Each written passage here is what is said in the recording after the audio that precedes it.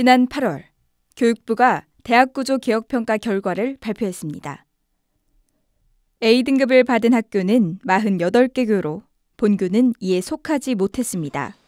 B등급을 받은 홍익대학교, 본교의 학우들은 이에 대해 어떻게 생각할까? 작년에 나왔던 문제도 그런데 학교 시설 문제도 있고, 또 C동 같은 경우는 그 건물 막 갈라지고 이런 것 때문에 위험성 그런 이유도 있고, 그다음에 교수님들의 평가 이런 것도 조금 영향이 있을 거라 생각하는데,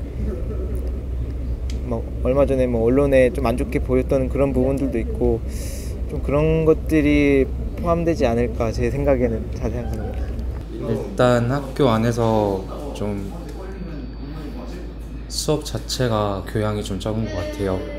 그래서 수업을 들으려고 하는데 마음에 드는 게 별로 없고, 또 강의를 마음에 드는 걸 찾아도 또 수업 그 커리큘럼 자체가 좀 별로 마음에 안 드는 것도 있고, 그래서 B를 받을 만하다고 생각해요. 전 아무래도 좀 적립금 관련 문제가 조금 잘 해결되지 않아서 그런 게 아닌가 그런 생각하고 있어요. 정확히는 잘 모르겠지만. 교수님들의 교체나 이런, 아니면 좀 더 필요한 그러니까 과목들이나 이런 게 충원되지 않아서 교수님들의 수가 좀 적을 수도 있고, 다른 학교에 비해서 좀 교육 환경이 좋지 않아서 B등급이 되지 않았나라는 그냥 제 생각을 그냥 그렇게 하고 있습니다.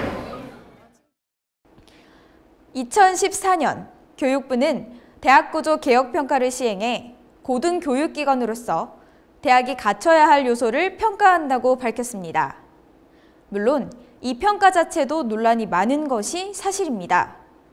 정부의 대학 길들이기에 맞서야지 평가를 수긍해서는 안 된다는 의견도 있었습니다. 하지만 교육부가 제시한 객관적인 지표에 본교가 좋은 점수를 받지 못했다는 사실과 그로 인해 발생한 여러 문제를 묵인할 수는 없었습니다. 어쩌면 몇몇 학우분들은 본교가 A등급을 받지 못할 거라고 예상하셨을 수도 있습니다. 저희는 구체적으로 본교가 어떤 문제를 안고 있고 왜 B등급을 받았는지 취재해봤습니다.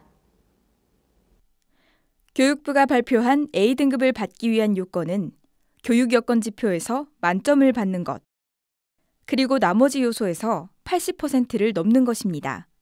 하지만 본교는 전임교원 확보율이 부족해 교육 여건에서 만점을 받지 못했습니다.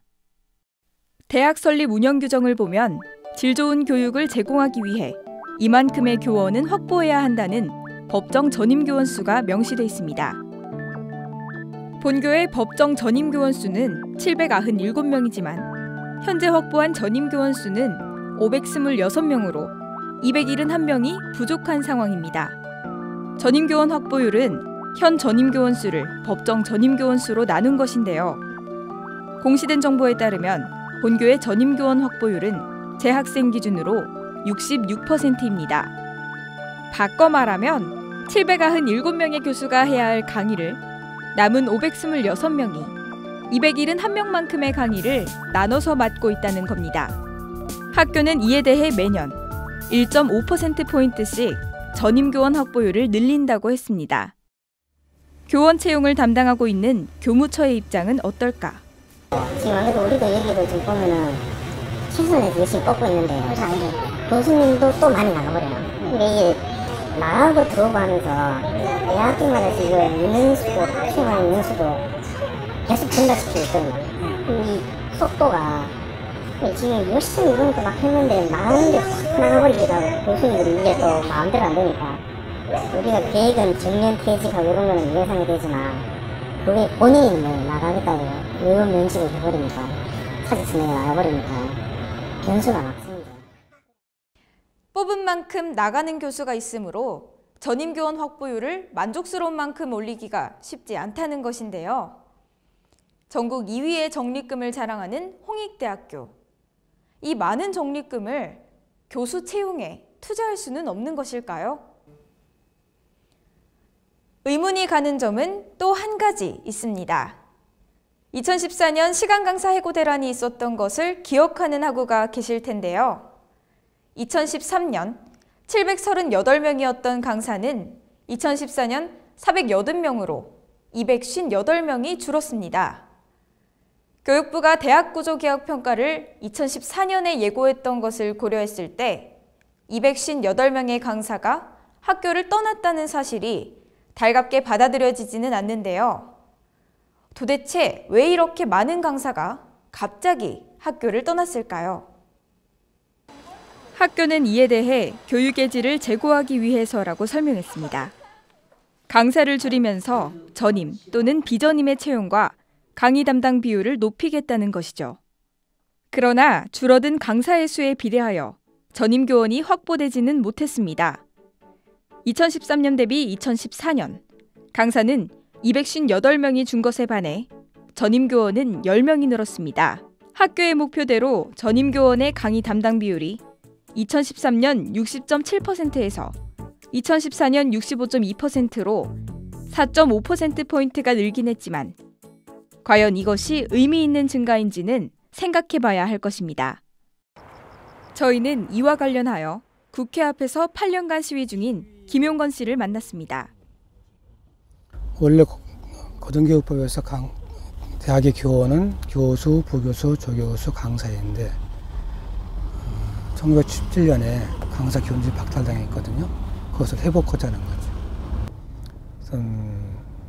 해고되더라도 이 사람이 가르치는 내용이 학생들한테 필요한 내용이었느냐 그렇게 판단하는 것이 아니라 계약이 유효냐 마냐, 그러니까 근로기준법상의 문제만 따지지 선생이 본연의 문제에 대해서는 인정하지 않거든요. 그래서 선생이 되고 싶다는 것이죠.